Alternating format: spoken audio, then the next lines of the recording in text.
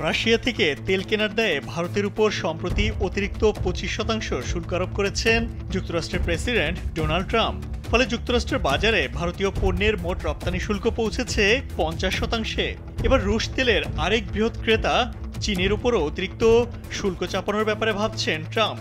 বৃহস্পতিবার সাংবাদিকদের সঙ্গে মতবিনিময়কালে এ তথ্য জানিয়েছেন তিনি। সাংবাদিকদের এক প্রশ্নের জবাবে চীনকে ইঙ্গিত করে ট্রাম্প বলেন, অতিরিক্ত শুল্ক আরোপ হতে পারে, তবে এখনই তা নিশ্চিত করা যাচ্ছে না। ট্রাম্প বলেন, ভারতের সঙ্গে আমরা এই নীতি নিয়েছি এবং সম্ভবত আরও কয়েকটি দেশের সঙ্গে আমরা এই নীতিই মেনে চলব।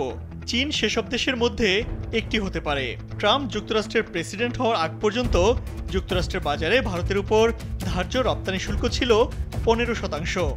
2025 সালের 20 জানুয়ারি মার্কিন প্রেসিডেন্ট পদে আসীন হওয়ার পর মার্চে সেই শুল্ক বাড়িয়ে 25% করেন ট্রাম্প। এরপর রাশিয়া থেকে কম দামে তেল কেনার অভিযোগে ভারতের উপর আরও 25% রপ্তানি শুল্ক চাপায় ট্রাম্প প্রশাসন। চীনের উপর বর্তমানে যুক্তরাষ্ট্রের ধার্যকৃত রপ্তানি শুল্কের পরিমাণ 30%।